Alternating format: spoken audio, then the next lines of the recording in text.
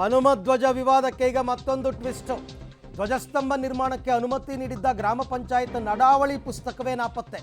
ಅಂದರೆ ಅವತ್ತು ಮೀಟಿಂಗ್ ಮಾಡ್ತಾರಲ್ಲ, ಮೀಟಿಂಗ್ನಲ್ಲಿ ನಡಾವಳಿ ಅಂತ ಬರ್ಕೋತಾರೆ, ಏನೇನು ಚರ್ಚೆ ಆಗುತ್ತೆ ಅಂತ. ಅದರಲ್ಲಿ ಇರುತ್ತೆ ಅಲ್ಲ, ಯಾರು ಅರ್ಜಿ ಹಾಕಿದ್ರು, ಏನು ತೀರ್ಮಾನ ಆಯಿತು, ಏನು ರೆಸೊಲ್ಯೂಷನ್ ಪಾಸ್ ಮಾಡಿಕೊಂಡ್ರು, ಆ ಪುಸ್ತಕನೇ ಇಲ್ವಂತೆ ನೋಡ್ರಪ್ಪ ಈಗ. ಅಂದರೆ ಇದ್ರ ಯಾರ ಕೈವಾಡ ಇದೆ ಹಾಗಾದರೆ? ಗ್ರಾಮ ಪಂಚಾಯತಿ ಕಚೇರಿಯಲ್ಲಿರ್ತಕ್ಕಂಥ ಪುಸ್ತಕವನ್ನು ಹೊರಗಿನವ್ರು ಬಂದು ಕದಿಯೋಕ್ಕಾಗತ್ತಾ? ಗ್ರಾಮ ಪಂಚಾಯತಿಯವರೇ ಇದನ್ನು ಎಲ್ಲೋ ನಾಪತ್ತೆ ಮಾಡಿದ್ದಾರೆ ಅಂತ ಅನುಮಾನ ಮೂಡ್ತಾ ಇದೆಯಪ್ಪ. ಅಂದರೆ ಗ್ರಾಮ ಪಂಚಾಯತಿಯವರು ಮೊದಲು ಅನುಮತಿ ಕೊಟ್ಟು ಆಮೇಲೆ ಇಲ್ಲ ಅನ್ನೋ ರೀತಿ ಏನೋ ಮಾಡೋಕ್ಕೆ ಹೋಗಿದ್ದಾರೆ. ಪುಸ್ತಕನೇ ಇವಾಗ ನಾಪತ್ತೆ ಆಗಿಬಿಟ್ಟಿದೆ. ಯಾರು ಇದಕ್ಕೆ ಜವಾಬ್ದಾರಿ? 18 ಜನ ಸದಸ್ಯರು ಹನುಮಧ್ವಜಕ್ಕೆ ಅನುಮತಿಯನ್ನು ಕೊಟ್ಟಿದ್ದರು 22ರಲ್ಲಿ. ಇಬ್ಬರು ಕೊಟ್ಟಿರಲಿಲ್ಲ, ಇಬ್ಬರು ಗೈರಾಗಿದ್ದರು.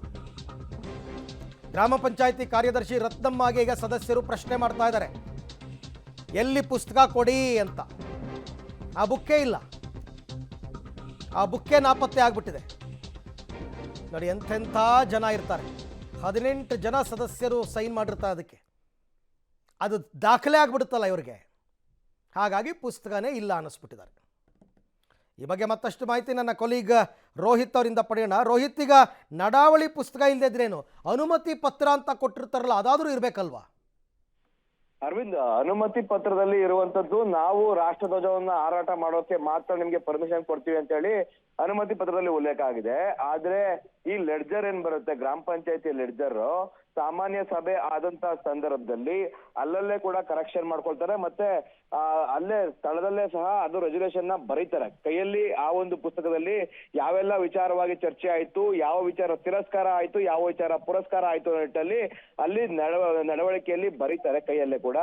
ಬರ್ದಿರುವಂತಲ್ಲಿ ಸ್ಪಷ್ಟವಾಗಿ ಇರುವಂತದ್ದು ಏನು ಹನುಮ ಸ್ತಂಭವನ್ನ ನೀವು ಹಾಕೊಳ್ಳಿ, ಅದಕ್ಕೆ ಪರ್ಮಿಷನ್ ಇದೆ, ಯಾವುದೇ ರೀತಿಯಾದಂತ ಸಾರ್ವಜನಿಕರಿಗೆ ಅಡಚಣೆ ಉಂಟಾಗದಂತೆ ಹನುಮಧ್ವಜವನ್ನ ಸ್ಥಾಪಿಸಿ ಅನ್ನೋ ನಿಟ್ಟಿನಲ್ಲಿ ಕೈ ಬರವಣಿಗೆಯಲ್ಲಿ ಆ ಲೆಡ್ಜರ್ ನಲ್ಲಿ ಬರ್ದಿರ್ತಾರೆ.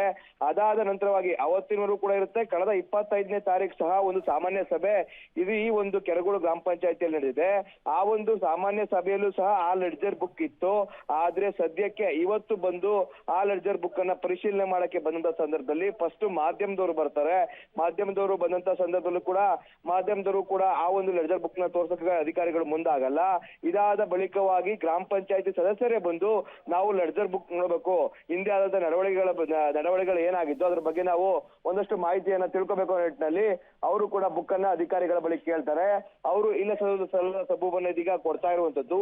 ಯಾಕಾಗಿ ಈ ರೀತಿಯಾದಂತ ಕಥೆಯನ್ನ ಕಟ್ತಾ ಇದ್ದಾರೆ, ಆಗಿದ್ರೆ ಲೆಡ್ಜರ್ ಬುಕ್ ಆದ್ರೂ ಎಲ್ಲಿ ಹೋಯ್ತು, ಯಾಕೆ ಈ ಲೆಡ್ಜರ್ ಬುಕ್ ಅನ್ನ ಮಾಯ ಮಾಡಿದ್ದಾರೆ ನಿಟ್ಟಿನಲ್ಲಿ ಸಾಕಷ್ಟು ಪ್ರಶ್ನೆಗಳು ಕಾಡ್ತಾ ಇದೆ. ಎಲ್ಲೋ ಒಂದ್ ಕಡೆ ಈ ಒಂದು ಧ್ವಜ ಪ್ರಕರಣ ಏನಿದೆ ಅದನ್ನ ಡೈವರ್ಟ್ ಮಾಡೋಕೆ ಮತ್ತೆ ಅದನ್ನ ತಿರ್ಚೋ ನಿಟ್ಟಿನಲ್ಲಿ ಏನಾದ್ರೂ ಕೂಡ ಕೆಲಸಗಳು ಆಗ್ತಾ ಇದೆಯಾ ಅನ್ನೋ ನಿಟ್ಟಿನಲ್ಲಿ ಸಾಕಷ್ಟು ಅನುಮಾನಗಳು ಮೂಡ್ತಾ ಇದ್ದಾವೆ. ಅದೇ ನಿಟ್ಟಿನಲ್ಲಿ ಇಲ್ಲಿನ ಗ್ರಾಮ ಪಂಚಾಯತಿ ಸದಸ್ಯರು ಮತ್ತೆ ಗ್ರಾಮಸ್ಥರು ಸಹ ಇಲ್ಲಿನ ಅಧಿಕಾರಿಗಳಿಗೆ ಪ್ರಶ್ನೆಯನ್ನ ಮಾಡ್ತಾ ಇದ್ದಾರೆ. ಅರವಿಂದ್, ಹಾಗಾದ್ರೆ ಈಗ ಬುಕ್ ನಾಪತ್ತೆ ಆಯ್ತಲ್ಲ, ಯಾರು ಜವಾಬ್ದಾರಿ ಇದಕ್ಕೆ ಇವಾಗ?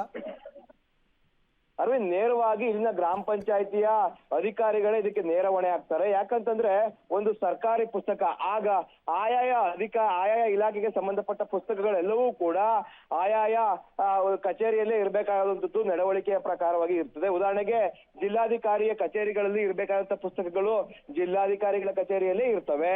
ಅದು ಎಲ್ಲೂ ಕೂಡ ಮಾಯ ಆಗಕ್ಕಾಗಲ್ಲ. ಮತ್ತೆ ಆಫೀಸರ್ ಮನೆಗಳಿಗೂ ಕೂಡ ಯಾವ ಪುಸ್ತಕಗಳು ಹೋಗಲ್ಲ.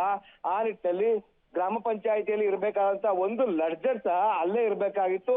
ಯಾರ ಮನೆಯಲ್ಲೂ ಸಹ ಅದು ಇರೋಕೆ ಸಾಧ್ಯ ಇಲ್ಲ. ಯಾಕಂದ್ರೆ ಸಾಮಾನ್ಯ ಸಭೆಗಳು ಆದಂತಹ ಸಂದರ್ಭದಲ್ಲಿ ಎಲ್ಲಾ ಸದಸ್ಯರು ಕೂಡ ಅದಕ್ಕೆ ಸಹಿ ಮಾಡಿರ್ತಾರೆ. ಆ ಒಂದು ಡಾಕ್ಯುಮೆಂಟ್ ಅದು ಪ್ರಮುಖವಾಗಿ ಅದೇ ಡಾಕ್ಯುಮೆಂಟ್ ಆಗಿ ಉಳ್ಕೊಳ್ಳುತ್ತೆ. ಆ ನಿಟ್ಟಿನಲ್ಲಿ ಆಯಾಯ ವರ್ಷದ ಎಲ್ಲಾ ಲೆಡ್ಜರ್ಗಳು ಸಹ ಏನು ಗ್ರಾಮ ಪಂಚಾಯತಿಯ ಬೀರುನಲ್ಲೇ ಇರುವಂತದ್ದು ಒಂದು ನಿಯಮವಾಗಿದೆ. ಆ ನಿಟ್ಟಿನಲ್ಲಿ ಇದೀಗ ಬೀರುವಿನಲ್ಲಿ ಇರಬೇಕಾದಂತ ಲೆಡ್ಜರ್ ಇದೀಗ ಎಲ್ಲಿ ಮಾಯ ಆಯ್ತು ಅನ್ನೋದು ದೊಡ್ಡ ಪ್ರಶ್ನೆ ಆಗ್ತಾ ಇರುವಂತದ್ದು.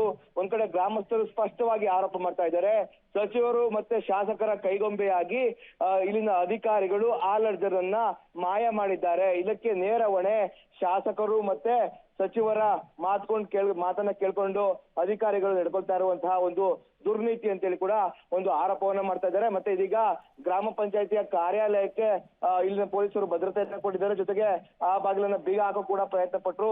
ಇದೀಗ ಅದನ್ನ ನೂಕಾಟದಲ್ಲೂ ಕೂಡ ಇನ್ನ ಗ್ರಾಮಸ್ಥರು ಮಾಡ್ತಾ ಇದ್ದಾರೆ. ದೃಶ್ಯದಲ್ಲಿ ಗಮನಿಸ್ತಾ ಇದೀವಿ. ಎಲ್ಲಾ ವಿಚಾರದಲ್ಲೂ ಏನು ಮೂಗು ತೋರಿಸ್ಕೊಂಡು ಇಲ್ಲಿನ ಅಧಿಕಾರಿಗಳು ಬರ್ತಾ ಇದ್ದಾರೆ. ಅಂದ್ರೆ ಸ್ಪಷ್ಟವಾಗಿ ಹೇಳ್ತಾ ಇರುವಂತದ್ದು ಇಲ್ಲಿನ ನೇರ ಹೊಣೆ ಇದಕ್ಕೆ ಇಲ್ಲಿನ ಅಧಿಕಾರಿಗಳು ಜೊತೆಗೆ ಜನಪ್ರತಿನಿಧಿಗಳು ಅಂತೇಳಿ ಒಂದು ಮಾತನ್ನ ಹೇಳ್ತಾ ಇರುವಂತದ್ದು. Aravind. Okay Rohit, thank you ತಮ್ಮ ಮಾಹಿತಿಗಾಗಿ ಧನ್ಯವಾದ.